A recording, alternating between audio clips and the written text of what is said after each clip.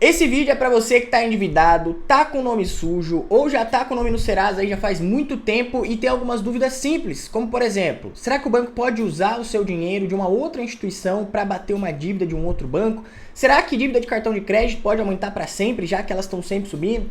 O banco pode penhorar ou não pode penhorar alguns bens que você tem ali para quitar uma dívida de cartão de crédito? E aquela história de que depois de 5 anos dívida realmente caduca ou isso é mito? Eu trouxe esse vídeo aqui para vocês porque há 7 anos atrás eu também fiquei endividado e eu estudei tudo que você pode imaginar para conseguir negociar uma dívida e no final eu consegui negociar uma dívida gigante com mais de 90% de desconto. Eu já fiz um vídeo aqui mostrando como negociar uma dívida com os bancos na prática, seja uma dívida de empréstimo ou de cartão de crédito, mas nesse vídeo aqui de forma rápida e objetiva eu vou responder para você várias dúvidas que eu sei que se você está endividado, com certeza você quer entender mais sobre isso. A primeira dúvida é a seguinte: o banco pode ou não pode usar um pagamento que você tem em conta corrente para bater uma dívida que você tem? A resposta é bem simples. Depende. Depende porque o banco ele pode descontar uma dívida da conta corrente do cliente desde que o cliente tenha autorizado isso aí previamente. Geralmente a gente chama isso de débito automático ou compensação bancária, né? Só que, obviamente, a maioria das pessoas não autoriza isso daí sabendo o que está fazendo. Quando você vai abrir uma conta ali no banco ou você vai pedir um cartão de crédito,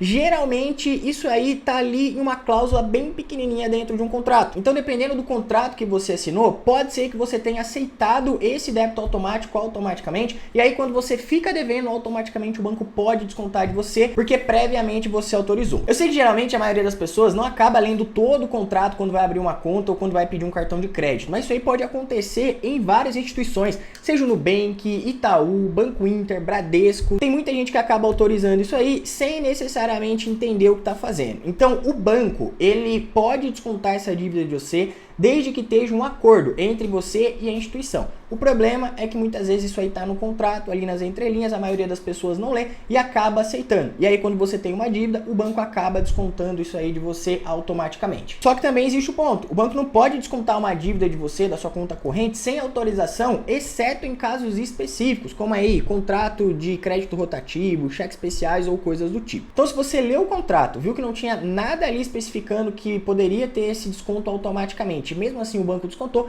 você pode entrar com uma ação judicial ou tentar falar com a instituição tentando contestar isso. Outra pergunta: o banco pode usar o dinheiro de uma outra instituição para quitar a dívida de um outro banco? A única forma de um banco retirar o dinheiro depositado em uma outra conta bancária para quitar uma outra dívida é uma ação judicial. Nesse caso, pode haver bloqueio dos bens do devedor, caso esse devedor seja você, ou dependendo da ação judicial, pode até bloquear a conta daquela pessoa. Fora isso, o banco não pode, por exemplo, usar o dinheiro que você tem no Nubank para pagar uma conta do Itaú. Se isso acontecer, aí você pode entrar com uma ação judicial contra aquela instituição, porque isso aí não pode acontecer se não for meio judicial. Uma outra dúvida muito comum: dívida de cartão de crédito pode aumentar para sempre? Há poucos anos atrás, algumas instituições abusavam muito dos juros rotativos, porque praticamente não tinha limite, né, até onde podia chegar algumas instituições aí cobrando juros. Tinha algumas instituições que cobravam até 400% ao ano, às vezes até um pouco mais.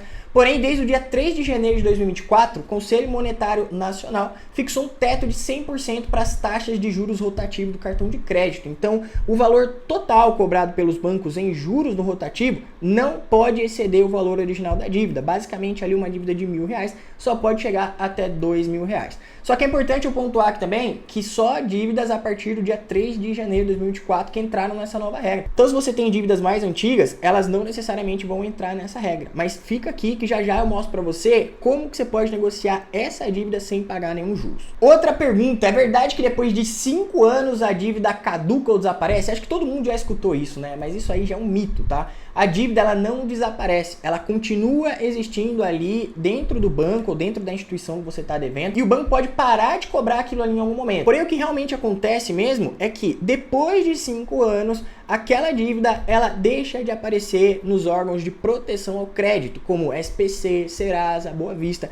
Essas empresas de proteção de crédito são bancos de dados que retêm o nome de quem está devendo. E o que acontece é que depois de 5 anos, seu nome sai desse banco de dados e é isso que as pessoas chamam de nome limpo. Porém, o banco ainda pode te cobrar judicialmente ou em algumas negociações aí a dívida pode continuar existindo dentro do banco de dados daquela instituição. Então, seu nome ele não fica limpo. O seu nome ele só fica desbloqueado. Você consegue ter acesso ao crédito em outras instituições, só que o seu nome ele sai do banco de dados ali do Serasa Serasa, do SPC ou do Boa Vista, mas ele continua ali no que algumas pessoas chamam até de lista negra, né? Continua ali no banco de dados daquela instituição. Então você consegue acesso ao crédito por meio de outras instituições, só que naquela instituição a sua dívida ainda existe. Agora, o banco pode penhorar os seus bens para pagar uma dívida de cartão de crédito? Isso aí é um mito na maioria dos casos, tá? Por que um mito na maioria dos casos? Porque para o banco penhorar os seus bens, ele precisa entrar com uma ação judicial e obter autorização para ele poder fazer isso.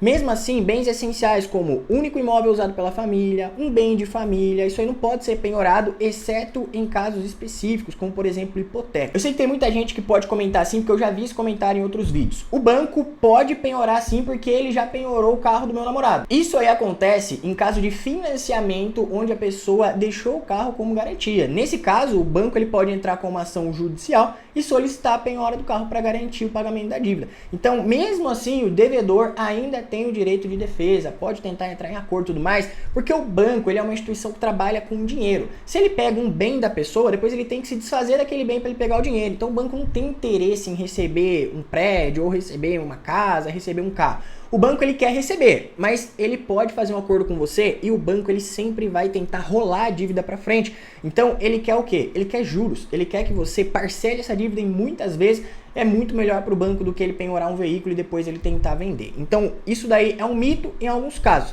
Dependendo do caso aí pode sim acontecer. Outra dúvida, o banco pode entrar na justiça para cobrar uma dívida? Ele pode sim. O banco ele pode processar para tentar recuperar o valor devido, exatamente como eu falei para vocês. Se ele vencer essa ação judicial, dependendo do caso, ele pode solicitar o bloqueio da sua conta, a penhora de alguns bens, exceto alguns protegidos por lei, igual eu comentei com vocês aqui. Só que o que você tem que entender? Que existe a cobrança judicial e existe a cobrança extrajudicial, que é diferente de você estar sendo processado pela instituição. Eu também tenho um vídeo onde eu já expliquei mais sobre cobrança extrajudicial, só que a extrajudicial é como se o banco tivesse validando que ele está fazendo várias cobranças para você antes de entrar na judicial. Então, cobrança judicial é a instituição realmente colocando a dívida na justiça. Cobrança extrajudicial é um aviso formal que antecede ali o aviso jurídico. Mais uma dúvida aqui, é possível renegociar a dívida de um cartão de crédito sem pagar juros? É verdade, eu mesmo já fiz isso na prática, tenho vídeos aqui ensinando você a fazer isso, porque os bancos, eles geralmente vendem a sua dívida para uma recuperadora de crédito. Por isso você consegue renegociar uma dívida que você tem ali no Serasa ou até mesmo em um feirão do Serasa